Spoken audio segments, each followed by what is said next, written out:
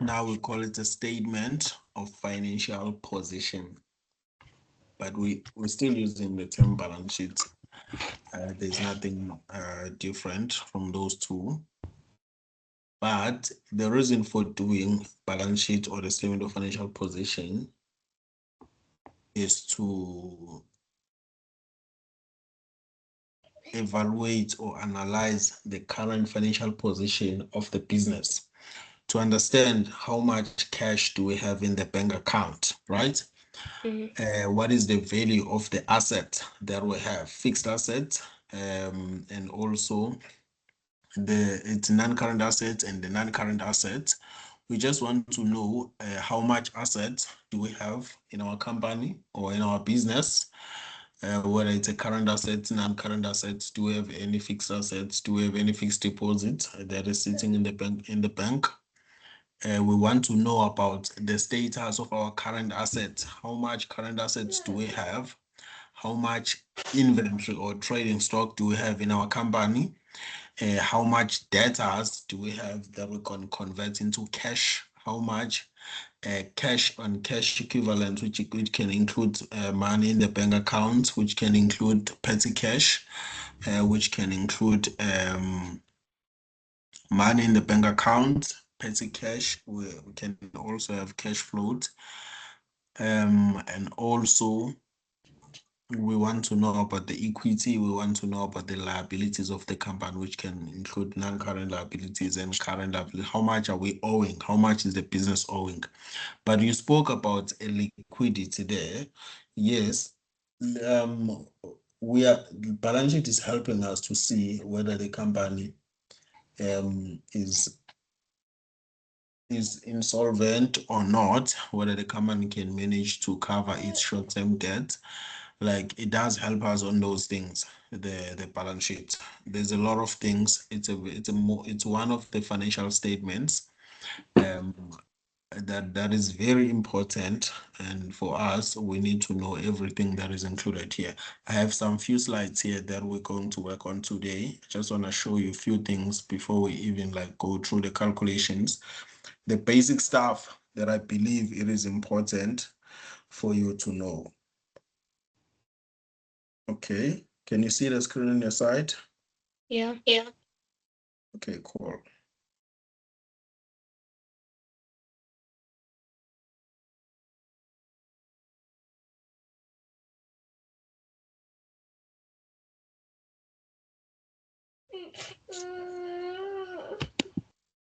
Okay, I want us to go through some objectives here that I want us to look at. Things that I want us to know by the end of this session. A few things. By the end of this lesson, learners should be able to understand what a balance sheet is. We need to know what is a balance sheet. We must be able to differentiate a balance sheet and the income statement, right? That's something that I want us to know.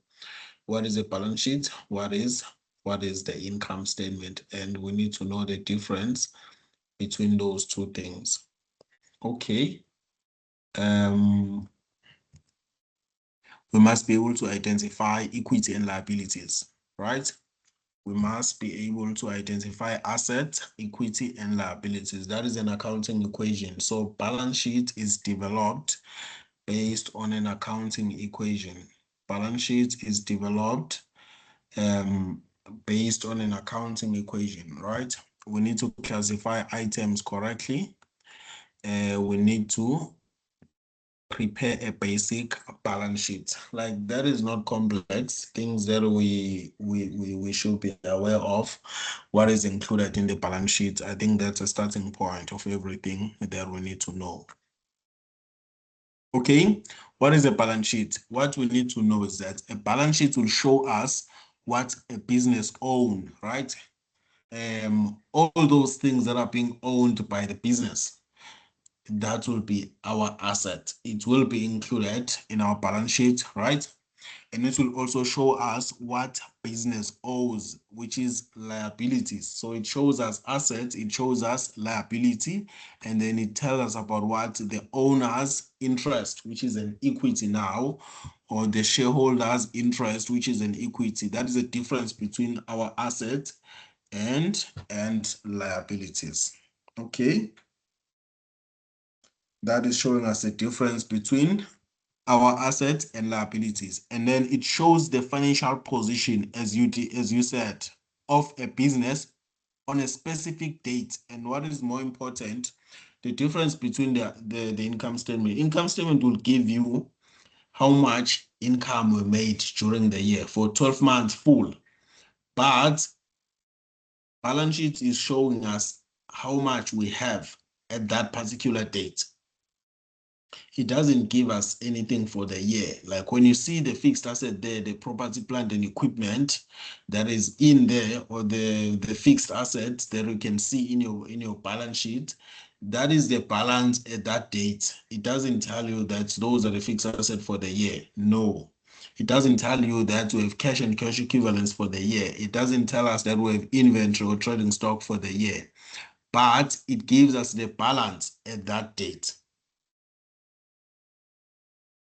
But the income statement tells us about something for full 12 months, unlike a balance sheet. Balance sheet just gives us something for that date only. Assets is equal to equity plus liabilities. Once you master this is an accounting equation. This is what we're going to use in the balance sheet. We deal with assets. They must equal equity and liabilities. I know when it comes to the exam or the test, they will not ask you to do the full balance sheet. It's rare that they can ask you that. It's either you'll be doing assets only, or you'll be doing equity and liabilities, or you'll be doing liabilities only.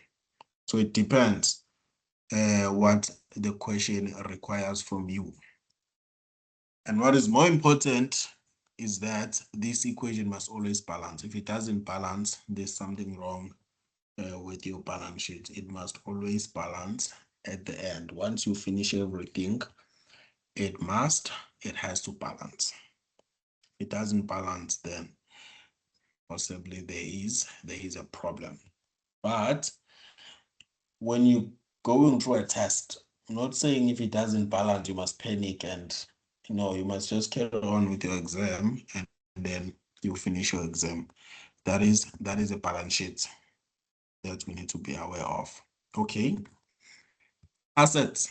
Let's talk about assets. You know what asset is, right? Assets are items owned by the business that have value, right? If we own something in the business, but whatever that we're owning must have value. I can't say because I'm owning a chocolate and I'll say chocolate for the business is an asset. No, right? It must have value at that date. At the end of the financial year, it must have a value, which means now if it happens that we lose that particular asset, it is going to affect the operations of the business. Here we're talking about what? Cash. Cash has a value because we're using money to operate in the business. So we cannot ignore cash and say it is not a value. It doesn't bring value in the business. Without cash, can the business operate without cash, without having money? It's impossible.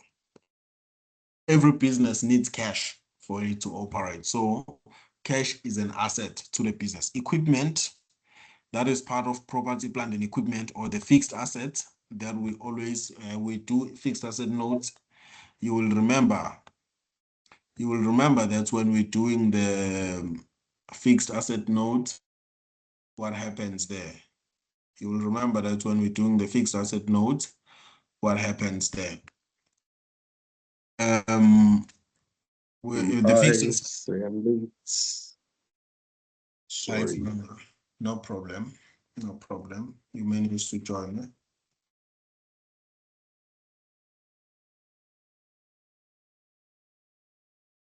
We're doing balance sheets here, so you must join us. We're looking at assets now. Balance sheet is made up of three things, which is assets, equity, and liabilities. We're looking at the assets that should be included in the balance sheet. We do have current assets and we have non-current assets. But what is more important is that assets are items owned by the business that have value, right? Whatever that doesn't have value, we cannot consider it as an asset in the business. We have examples here which include cash, it includes equipment, it includes vehicles. We know that vehicles, they're part of fixed asset note number 3 that we always prepare. If I remember well, we did prepare this note, which is a fixed asset note. You can see here we have vehicles. They're part of what? They're part of fixed assets because vehicles, they have value in the business. We're using delivery trucks, delivery vehicles. We're using different types of machines or different types of vehicles for our operations in the business. So they form part of fixed assets. They're part of assets and we need them in the business for us to operate. Debtors, what are debtors? Debtors, those are the people that owes the business, that owes us, right? We sold to them on credit and then they owing us money. So which means now we gave them trading stock without them having to pay for it. Then they become debtors in that sense, they owing us. So because we're expecting cash from those people, they have value in the business, because if we lose that cash that is sitting with our debtors, it will be a problem for us to operate, because how are you going to pay your creditors when your debtors are not paying you? It's impossible. It's impossible. For us to be able to pay our creditors, we need money from our debtors first. So debtors, they bring value to the business. That's why we're calling them, like we're saying, that's why we're saying our debtors, they having what? They're having value in the business. Trading stock, that is a current asset that we will see in the balance sheet. It is an item that is owned by the business and it also have value in the business. Without inventory, there's no business.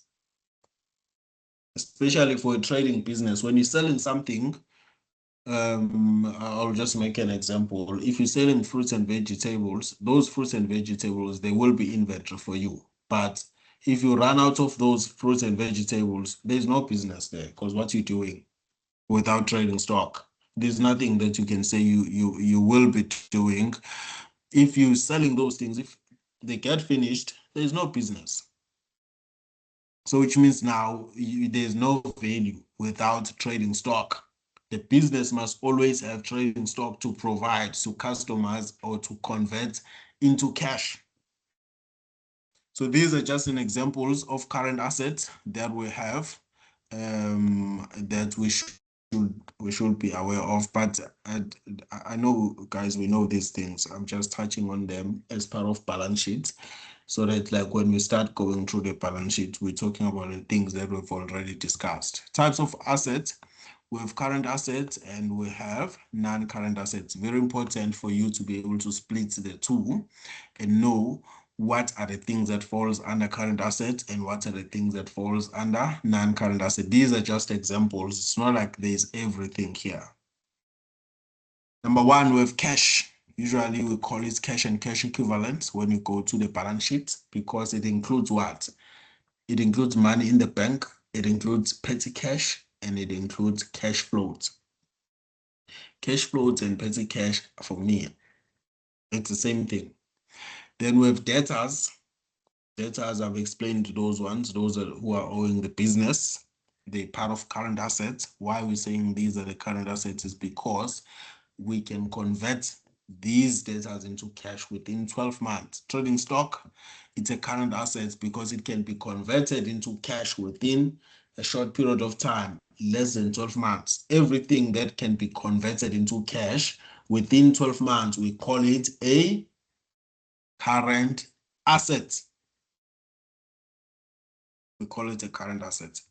Then now, land and buildings, vehicles, equipment. Why are we calling these ones non-current assets? Why are we calling them non-current assets? Anyone?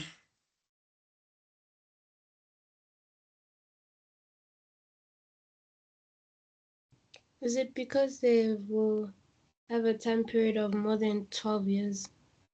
Please come again. Is it because they'll have a time period of more than 12 years? I mean, 12 months.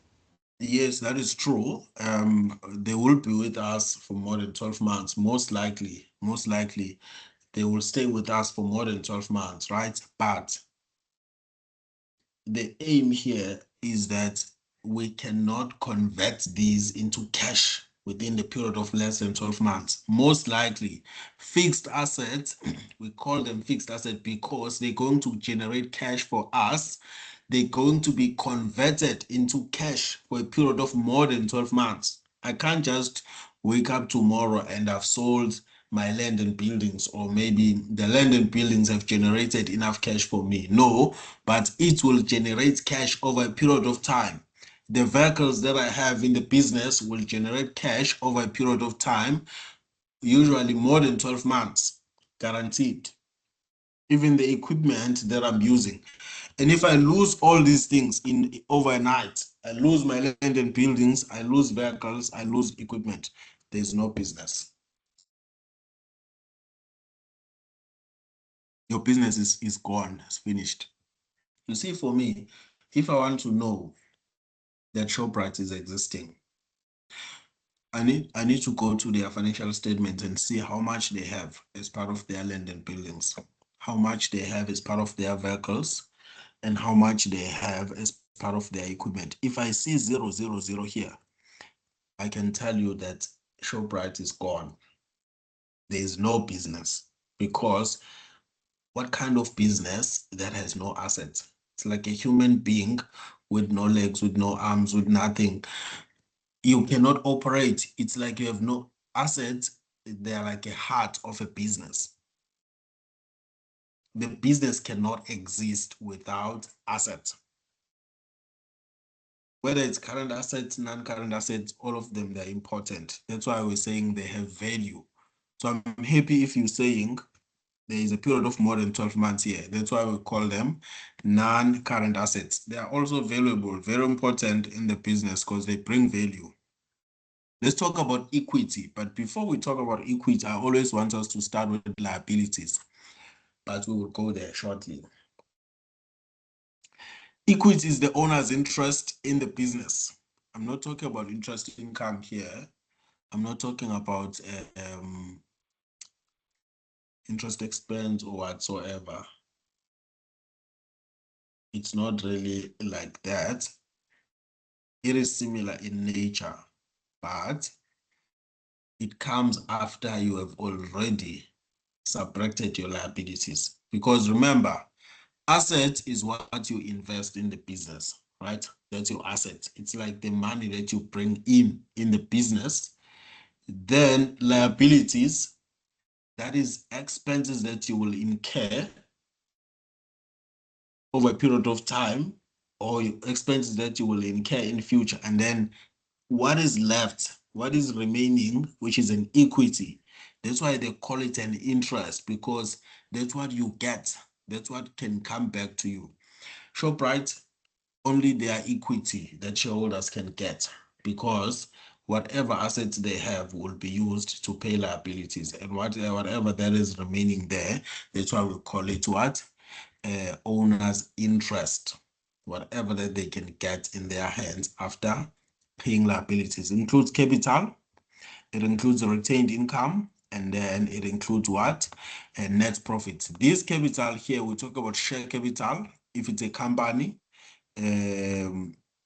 We talk about share capital if it's a company, but if it's a sole trader, we call it, what's happening now here? I don't understand. Okay. It becomes share capital when we're dealing with companies, because now in grade 12, we're looking at companies. We talk about retained income. We talk about what? The net profit that is generated by the company during the current financial year. Now we talk about liabilities, amounts that are owed by the business. Amounts owed by the business. There's no business that has no liabilities. They are part of operations, and for the business, if the business has liabilities, it doesn't mean that maybe there are lack of controls in that business. No, the business, it needs liabilities at some point. If it runs out of cash, which means the business cannot buy trading stock. If the business has no cash in the bank, we cannot buy trading stock for cash because we have no money in the bank account. So the option that we have is to go and buy trading stock on credit. Then that's where liabilities are being created. Or if you have to go and borrow money from the bank, that's where loans are created. Or maybe we take extra money from and we withdraw extra money more than what we have, which is going to be a bank overdraft. These are the examples that they gave us. We have creditors. What are creditors? Anyone? What can you say about creditors? What is creditors that we record in the balance sheet? What are creditors? Anyone? People you owe money to. People you owe money to. Why? Did they borrow you that money, or why are you owing? You bought the equipment from them or trading stock or whatever. Please come again. That's where the business buys trading stock or equipment or other things. Yes, that is true. That is true, correct. We borrow on credit. We buy trading stock without paying for it. It becomes a creditor. That is a creditor, right? But when it comes to a loan, what is the difference from a creditor and a loan, like a credit or a loan? What happens? What about loans? What can you say about that?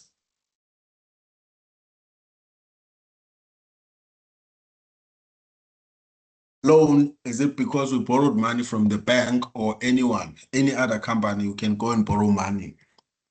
Even like from an individual, we can go and borrow money. It becomes a loan.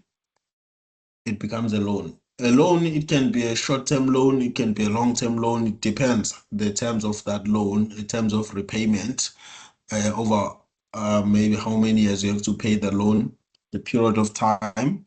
And then what is a bank overdraft? What is a bank overdraft? It is the amount of extra money that the banks allow us to use after we've used up all the money in the business bank account. Yes, 100%. That's correct. That is what? That is a bank overdraft, right? That is a bank overdraft. You're withdrawing money that is more than what you have in the bank. That's a business that can do that. Like only business accounts are allowed to withdraw money that is more than what they have in the bank account. That is part of current liabilities. That is recorded as part of liabilities in the balance sheet. So these are the things that we're going to work on. Remember, even the loans, we have non-current portion and we have a current portion. It's very important that we split the two in the balance sheet and we record non-current portion as part of non-current assets, and the current portion is part of what? As part of current assets. In our trade, our creditors, we must not forget that we have note number 9, which is like trade and other payables. That's where we record our trade creditors. We also record income received in advance. We record accrued expenses there, shareholders for dividends. Sometimes bank overdraft is recorded also as part of creditors, as part of note number 9. So it's very important, those things. Those are the things we will be working on going forward.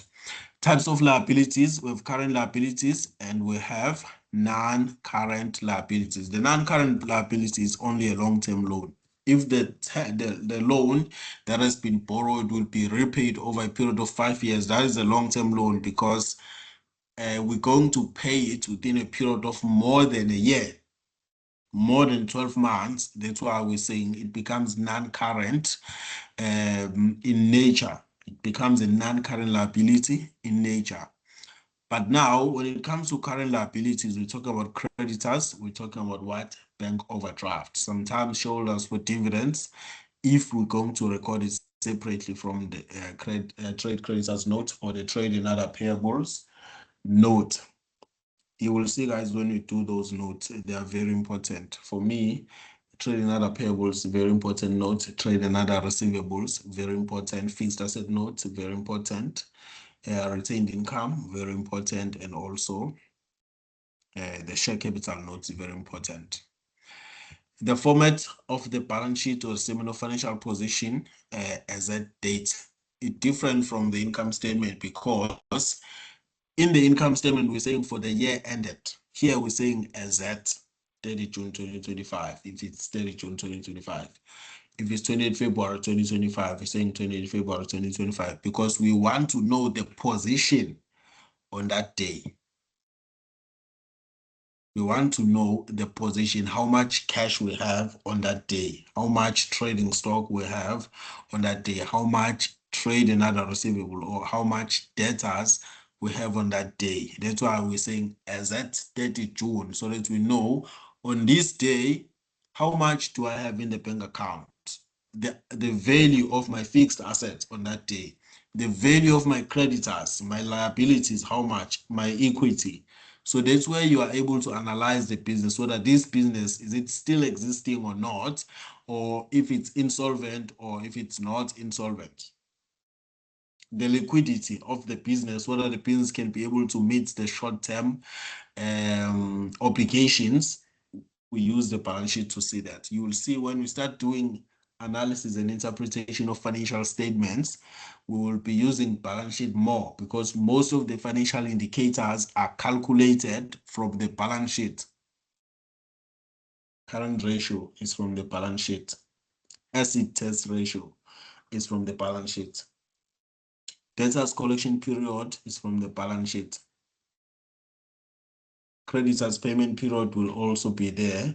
So most of the ratios will be calculated from the balance sheet. Obviously, income statement will also be involved here and there, but balance sheets, I think, is key in terms of like doing your interpretation of financial statements. Okay. Example, assets, we have cash, this is a current asset. Equipment, 40,000, this is fixed assets. But adding them together, they're giving us what? Capital, which is an equity of 50,000, right? So is our accounting equation met here? Definitely it is, because if you look at our accounting equation, it says asset, and then is equal to equity plus liability. So which means now if I have my assets, how much is my assets in this one? Is 10,000 plus 40,000, that is 50. So under my assets, I have 50,000 rands. But now what about my liabilities? Do I have an equity? Yes, they gave me capital of 50,000 rands. So which means now I'm going to have what? I'm going to have 50,000 rands here as part of what? As part of my equity. Then my liability, definitely I need to have 0, because I can't have 10,000 here.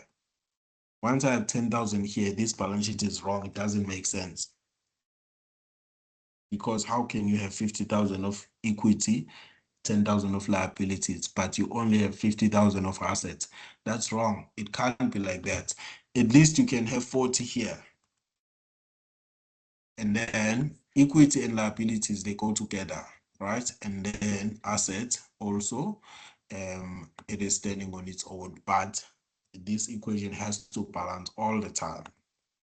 So as you can see there, common mistakes that I don't want us to do when we start doing our balance sheets, when we start doing a question or when we start doing an example, I have those mistakes, guys, that I want us to avoid as early as possible.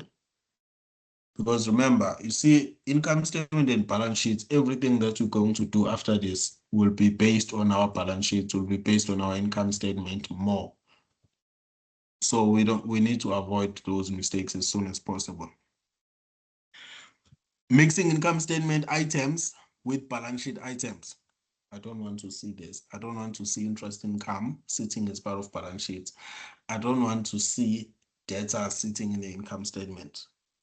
That will indicate that we don't know what we're doing.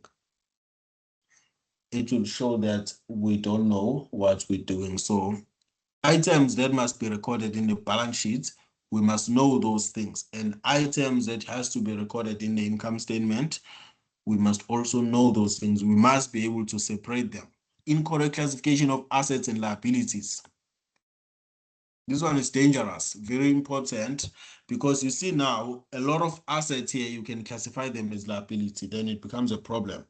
It becomes a problem, a big problem, because remember, if it's an accrued expense, is it an asset or a liability?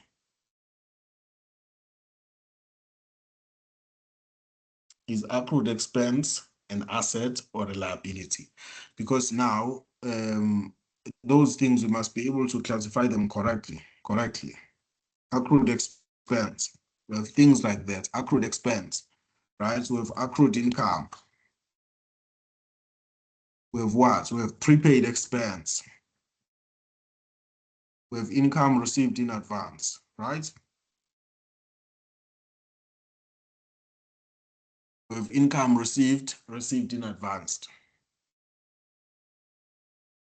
We have expenses payable. Sometimes they will tell you like this, expenses payable. They will say rent expense payable, for example. Accrued expense, is it an asset or a liability? What can we say about this one, guys? Liability. Exactly. This is a liability, right? Why are you saying liability? Because you still owe money.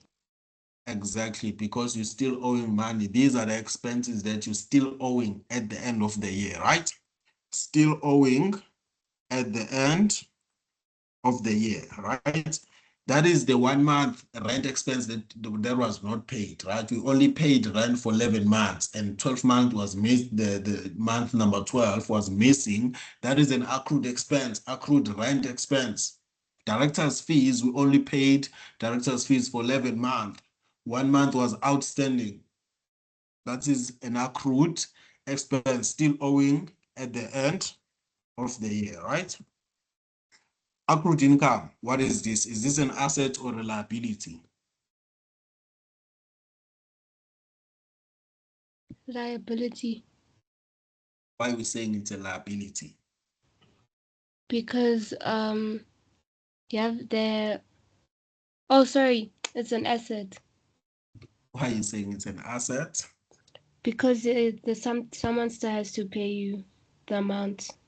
Exactly. That is income owed to us, right? Income owed to us at the end of the year. Income owed to us, right? At the end of the year. So which means now it can be a rent income that we have not yet received at the end of the year. It can be whatever that you are entitled to receive at the end of the year, but you did not receive. That is an accrued income for you. So it is an asset. So it's very important that you are able to classify these things, guys. What is a prepaid expense? Is that an asset or a liability?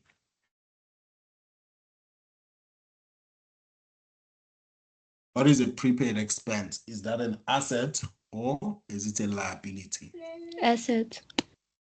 Why are we saying it's an asset?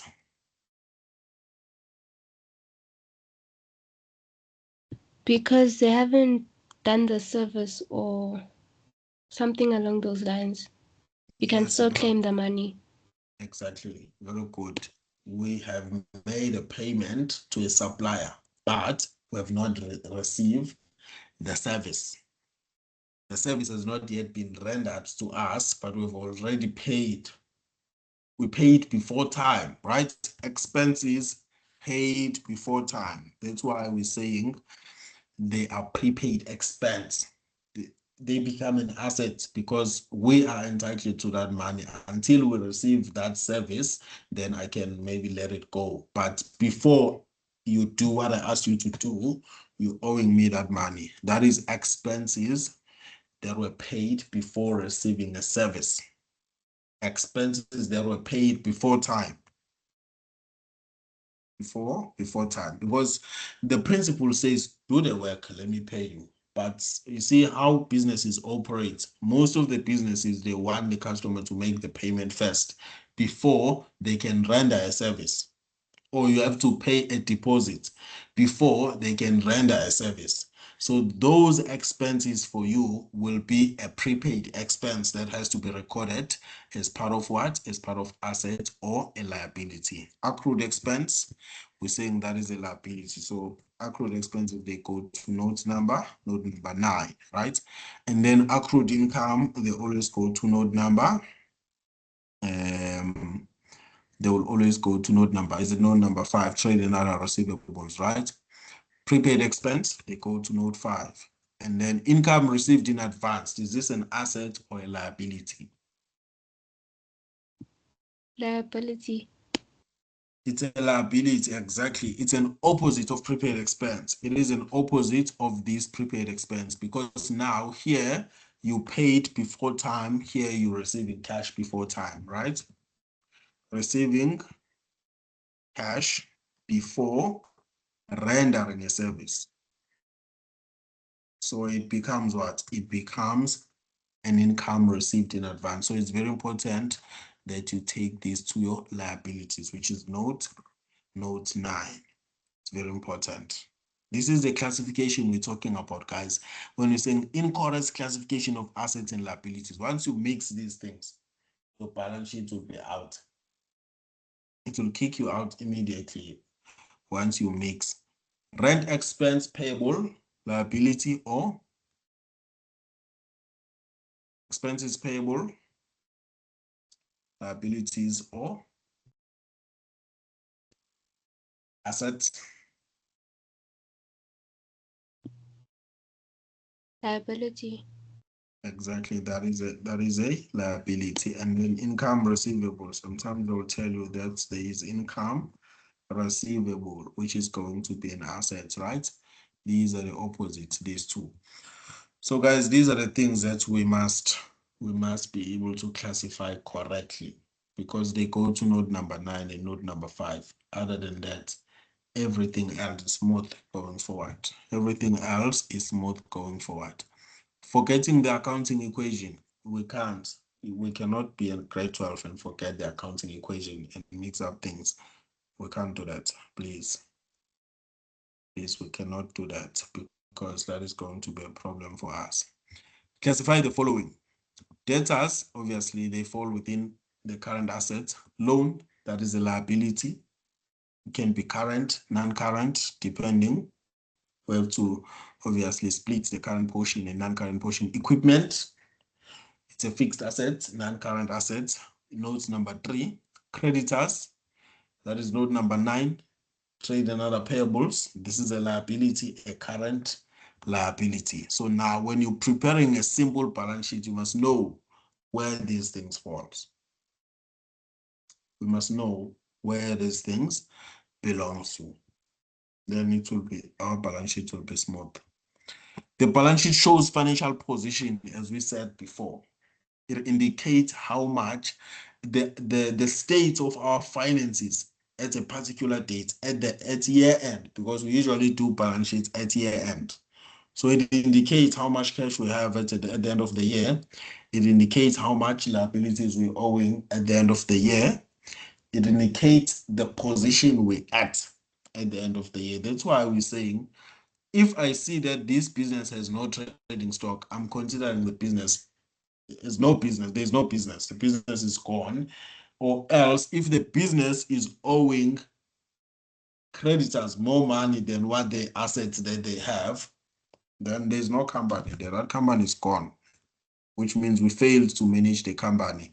If the company has an asset, maybe let's say assets, maybe our assets are 50,000, for example. Our assets are 50,000 rand, but our liabilities,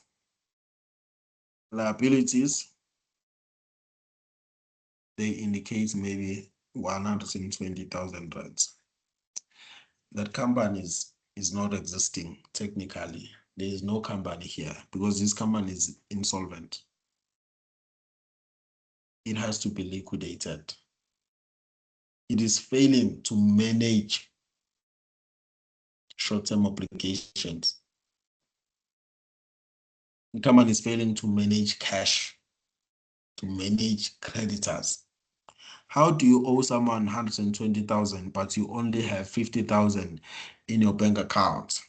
You only have 50,000 to respond to those liabilities. You cannot manage because you can pay that 50,000, but you're still left with 70,000 is still owing. So that company is not existing technically. It has to be written off. It has to be written off. So uses of accounting equation, guys, please let's not forget accounting equation. We did it in grade 10 because we knew that it would be crucial in grade 12. And we must not forget that balance sheet, it consists of equity, it consists of what? It consists of liabilities. So all these things, they form part of what? They form part of balance sheet. This is the short summary that I wanted to give you guys today. When we're doing questions for balance sheets, when we're doing practice questions for balance sheets, we will be applying these short principles that we spoke about. I'll share these slides with you. This is the question for Saldanha Limited. It has a balance sheet. Probably we will work on it. I don't know. I will decide which question we're going to work on it.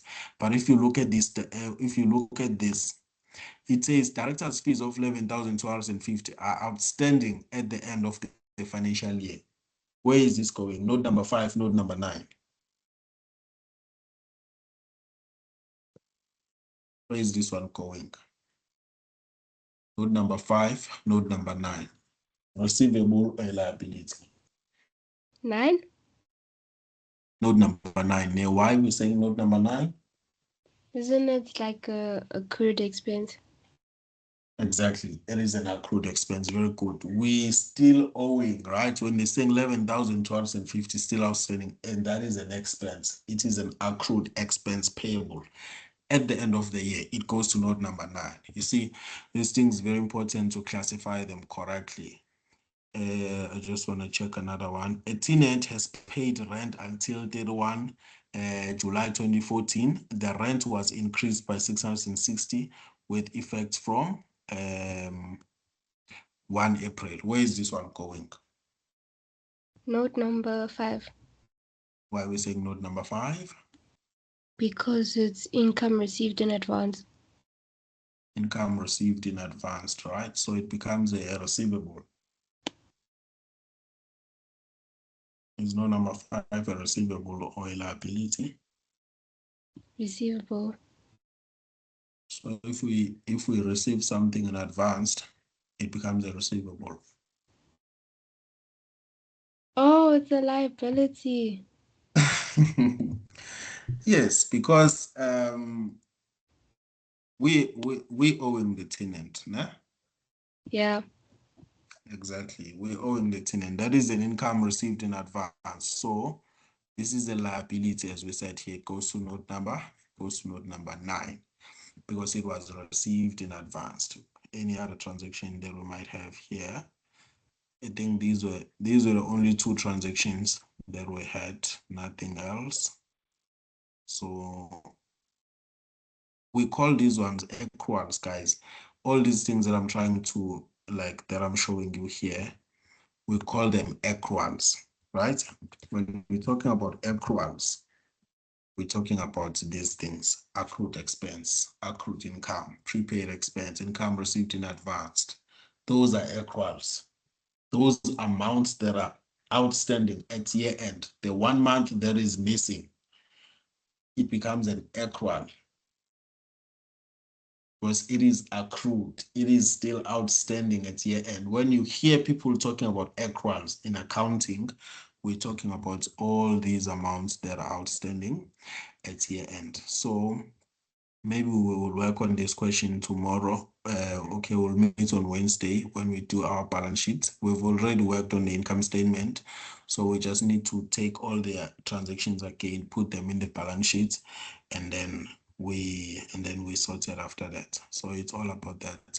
Any questions on your side, guys? Anything that you'd like to ask? No. No questions, Manga, on your side? No, I don't have a question.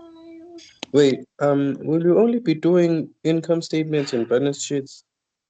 No.